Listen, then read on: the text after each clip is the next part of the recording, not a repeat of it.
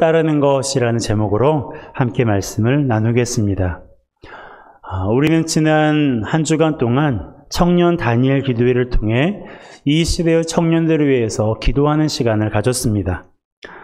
하나님께서 청년들의 삶을 주관하시고 청년들이 삶의 주인이 하나님이신 것을 알게 해줄 것을 간절히 기도했는데요. 우리 회원의 청년들과 이 시대의 청년들을 위해서 계속해서 기도해 주시기를 간곡히 부탁드립니다. 저는 근본 기도회를 통해서 하나님께서 한 가지 고민하게 한 것이 있습니다. 그건 바로 믿는 것과 따르는 것에 관한 고민이었어요. 예수 그리스도를 믿는 것과 따르는 것은 다르다는 말씀을 들었습니다.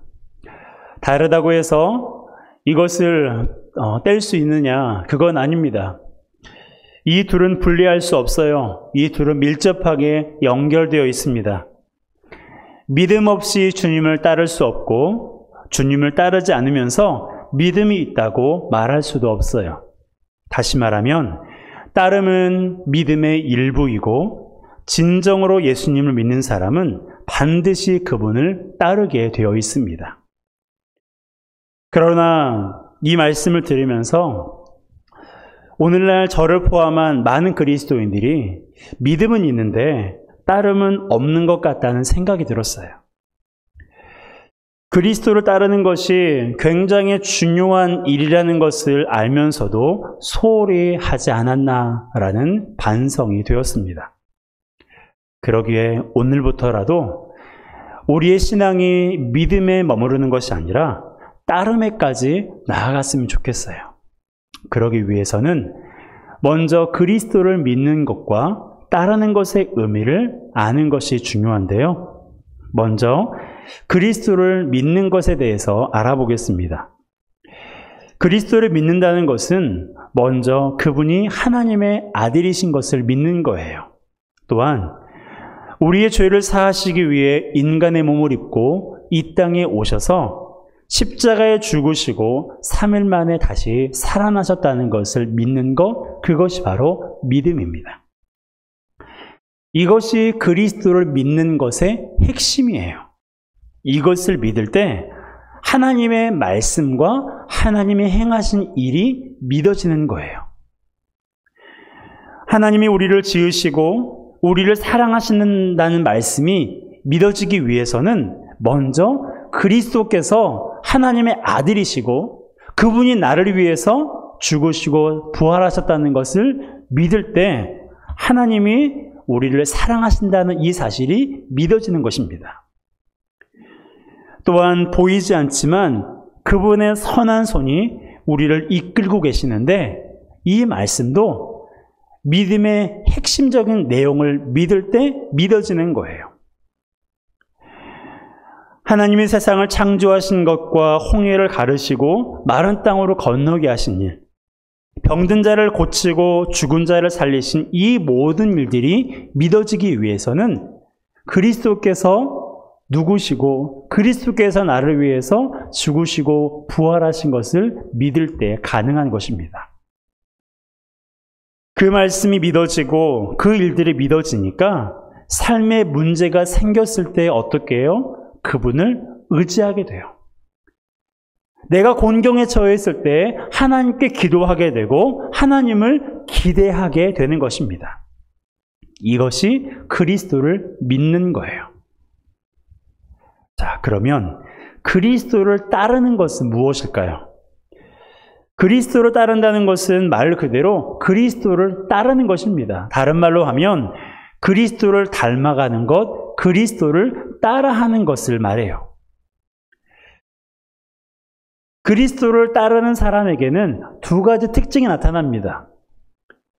그리스도를 따르는 것은요, 단순히 교회 나오는 것, 예배 드리는 것, 헌금하는 것, 봉사하는 것, 그것이 아니에요. 그리스도를 따른다라고 말할 때는 크게 두 가지의 특징이 내 삶 속에 나타날 때 내가 그리스도를 따르고 있구나, 누군가가 그리스도를 따르고 있구나라는 것을 알 수가 있습니다. 그 두 가지 특징 중에 첫 번째가 뭐냐면 거듭나는 거예요. 자, 요한복음 3장 3절입니다. 함께 읽습니다. 예수께서 대답하여 이르시되 진실로 진실로 내게 이르노니 사람이 거듭나지 아니하면 하나님의 나라를 볼 수 없느니라. 아멘. 하나님의 나라를 볼 수 없다는 것은 들어갈 수 없다는 건데요. 하나님의 나라는 오직 거듭난 사람만 들어갈 수 있어요. 거듭난다는 것은 말 그대로 다시 태어난다는 뜻이에요. 그렇다고 다시 모태에 들어가서 태어나는 것이 아니라 예수 그리스도를 믿음으로 새로운 피조물이 되는 것을 가리켜 거듭남이라고 말하는 것입니다. 그냥 조금 나아지거나 조금 향상되었다라는 게 아니에요. 이전과는 완전히 다른 존재가 되었다는 뜻입니다. 이전에는 하나님과 원수였던 존재가 하나님의 자녀가 되었다는 것이고, 이전에는 사탄의 종노릇을 했던 사람이 하나님을 섬기는 자가 되었다는 것을 말해요. 이것이 바로 거듭나는 거예요. 여러분, 생각해 보세요. 거듭남으로 우리가 하나님의 자녀가 되었습니다. 우리가 거듭남으로 하나님의 자녀가 되었고 하나님을 섬기는 자가 되었어요. 이것이 감이 잘 안 오시는 분들도 계실 수 있지만, 여러분, 하나님의 자녀가 되었다는 이 사실은요, 기가 막히고 코가 막히도록 놀라운 일이에요. 하나님의 자녀가 되었으니 그 인생을 누가 책임지실까요? 하나님이 책임지시는 거예요. 제 아들이 동건이거든요. 동건이의 인생을 누가 책임져야 됩니까? 우리 장로님이 책임져야 돼요? 우리 권사님이 책임져야 돼요? 제가 책임져야 돼요. 부모인 제가 책임을 져야 됩니다. 부모이기 때문에 가르쳐야 되고, 먹여야 되고, 씻겨야 되고, 사줘야 되고, 아프면 병원에 데려가야 돼요. 부모니까, 아빠니까 그렇게 해야 되는 거예요. 그리고 그것이 저의 의무이자 기쁨입니다. 하나님도 마찬가지세요. 하나님께서 우리를 당신의 자녀로 삼으셨기 때문에 우리를 책임지셔요.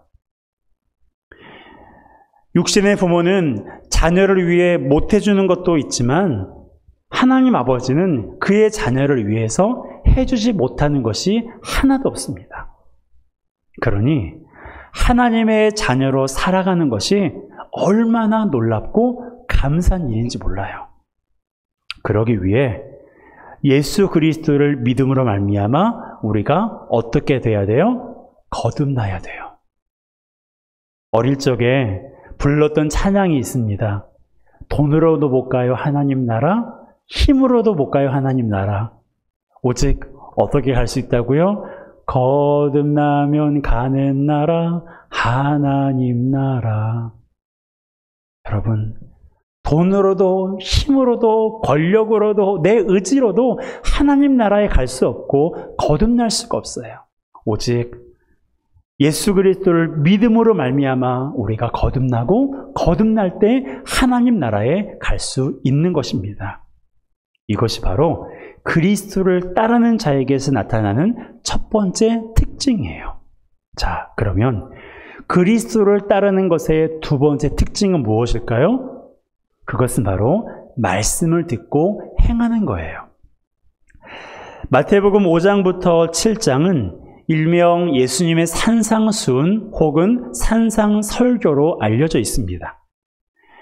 예수님께서 마태복음 5장에서부터 7장에 보게 되면 굉장히 많은 우리 삶에 필요한 부분들, 우리 영혼에 필요한 부분들에 대해서 말씀해 주셨어요. 염려하지 말라고 말씀해 주셨고, 원수를 사랑하라고도 말씀해 주셨고, 기도하라고도 말씀해 주셨어요. 죄가 무엇인지에 대해서도 하나님 예수님께서 구체적으로 이 산상 수훈을 통해서 우리에게 말씀해 주셨습니다.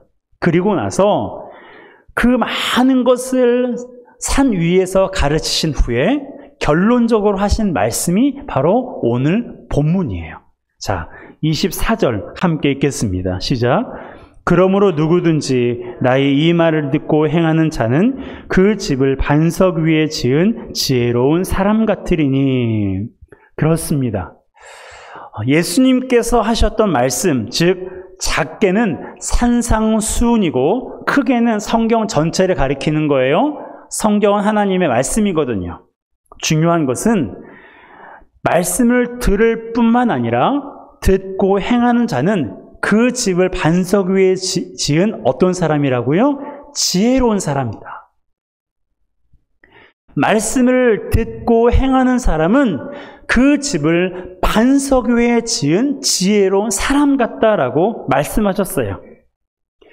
그 사람이 왜 지혜로운지 25절에 기록되어 있어요. 함께 읽습니다.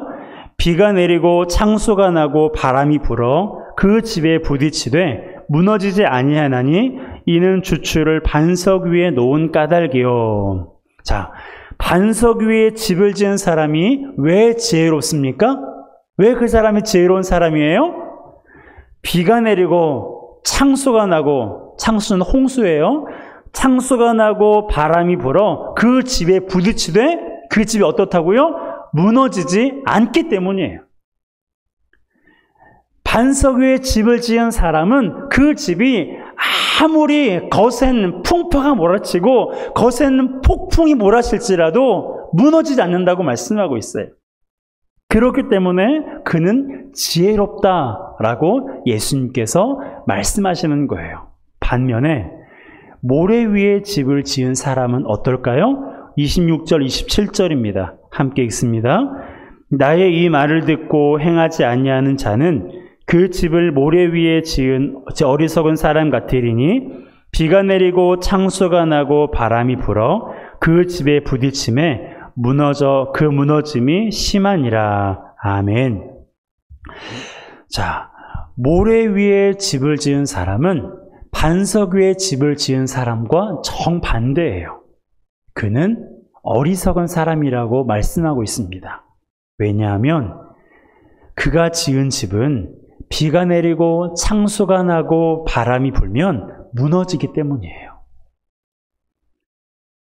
이것이 바로 하나님의 말씀을 듣고 행하지 않은 사람의 결말이라고 예수님께서 말씀하시는 거예요. 그런데요, 말씀을 듣고 행하는 사람과 말씀을 듣기만 하는 사람에게서 나타나는 공통점이 있어요. 그게 무엇입니까? 두 사람 모두 상황은 똑같다는 거예요. 두 사람 모두 환경은 똑같다는 거예요. 비가 내리고 창수가 나고 바람이 부는 것은, 바람이 불어서 그 집에 턱하니 부딪히는 것은 똑같습니다.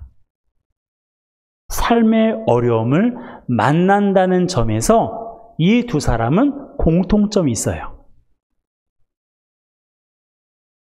여러분, 말씀을 듣고 행한다고 해서 어려움을 만나지 않는 건 아니에요. 말씀을 듣고 행하는 사람도 육체의 질병이 생길 수도 있고, 관계의 어려움을 겪을 수도 있고, 재정적인 어려움을 당할 수도 있어요. 그런데 중요한 것은 삶의 어려움은 누구나 만나지만, 삶의 곤경에는 누구나 처할 수 있지만 이것의 결말은 완전히 다르다라는 거예요.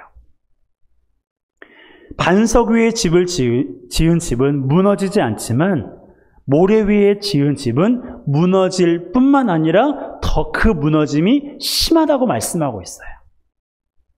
그러기에 우리는 인생의 짐을, 내 삶의 집을 어디 위에 지어야 될까요? 모래 위입니까? 반석입니까? 반석 위에 지어야 되죠. 이것은 곧 어떤 사람이 되어야 된다? 말씀을 듣기만 하는 자가 아니라 말씀을 듣고 행하는 자가 되어야 한다라는 거예요. 그런데 문제가 있어요. 반석 위에 집을 짓는 것이 힘들다는 거예요. 무척 힘들다는 것입니다.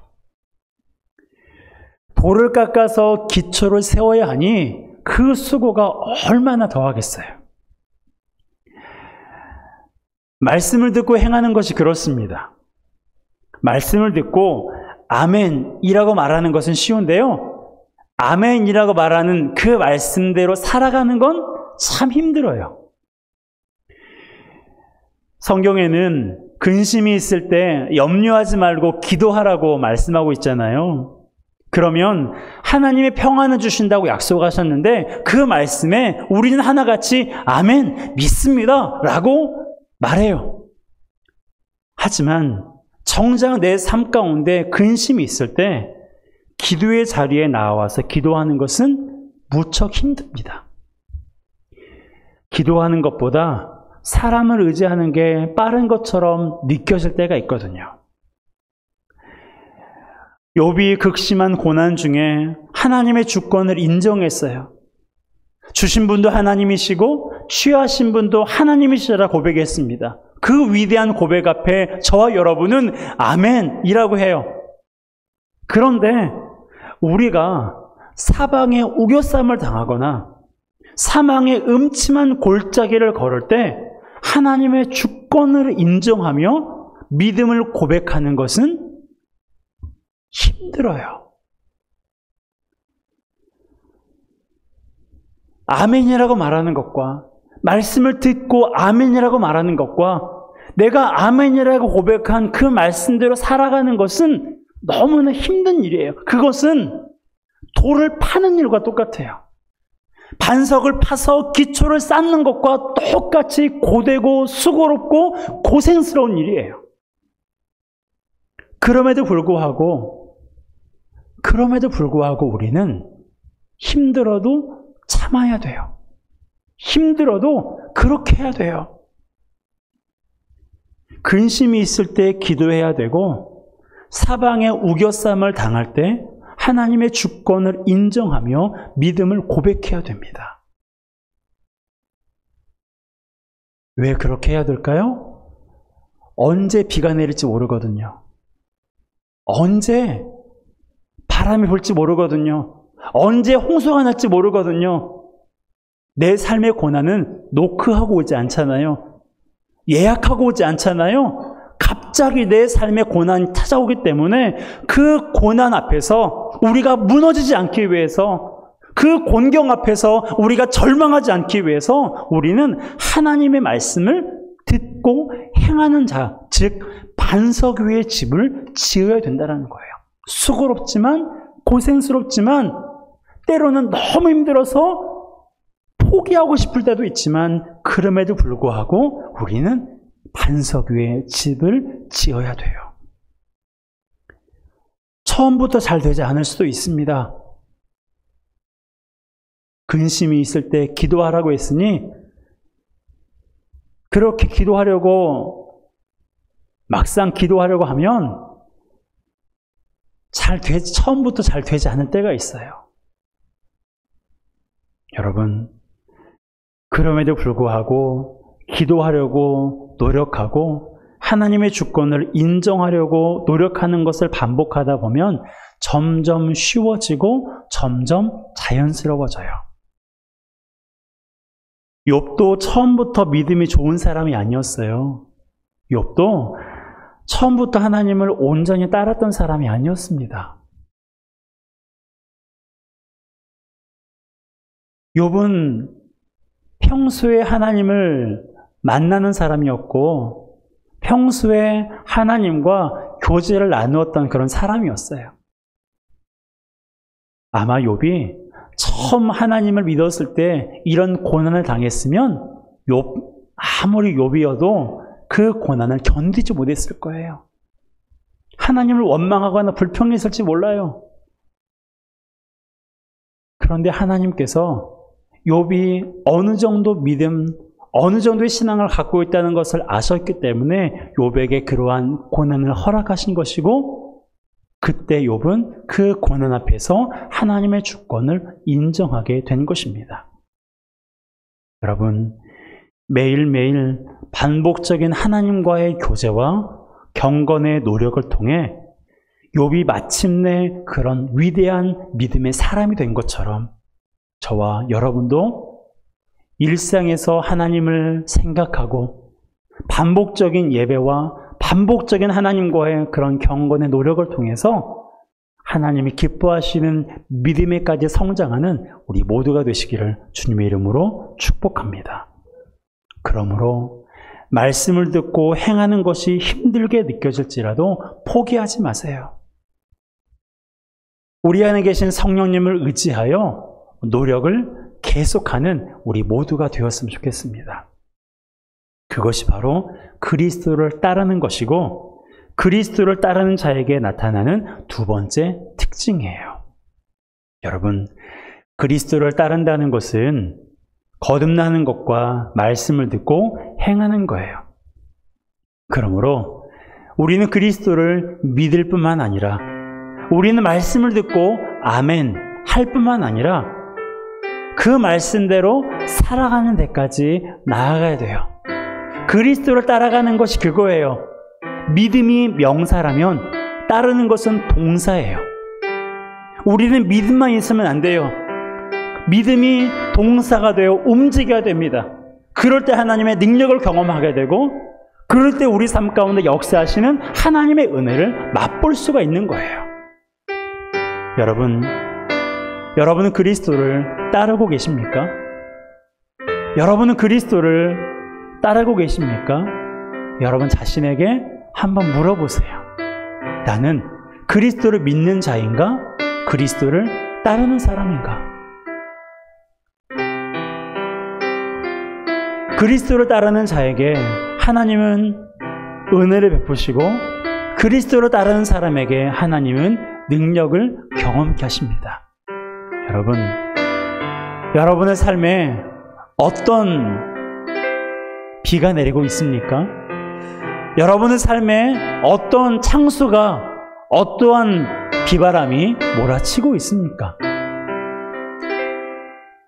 아무리 거센 풍파에도 우리가 넘어지지 않기 위해서는 하나님을 믿을 뿐만 아니라 따르는 데까지 나아가야 돼요. 모세가 하나님의 지팡이를 가지고 있었기 때문에 홍해가 갈라진 게 아니에요.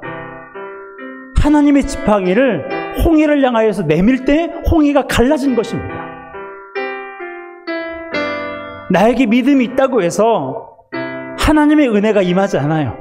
나에게 믿음이 있다고 해서 우리의 기도가 응답되지 않습니다. 주님을 따라가야 돼요. 주님을 닮아가야 돼요. 거듭나야 되고 말씀을 듣고 행하는 데까지 나가야 됩니다. 그럴 때 우리 삶 가운데 역사하시는 하나님을 경험할 수 있는 거예요. 이 한 주간 우리 자신을 들여다보며 하나님 앞에 간절히 기도했으면 좋겠습니다. 하나님, 제가 그리스도를 믿을 뿐만 아니라 그리스도를 따르는 자가 되게 하여 주시옵소서. 매일매일 이 고백을 하나님 앞에 드릴 때 하나님께서 우리의 기도를 들으시고 우리의 삶을 점점점 바꿔가실 거예요. 그러므로 그리스도를 온전히 따름으로 하나님의 은혜와 능력을 맛보아 경험하는 저와 여러분 되시기를 주님의 이름으로 축복합니다.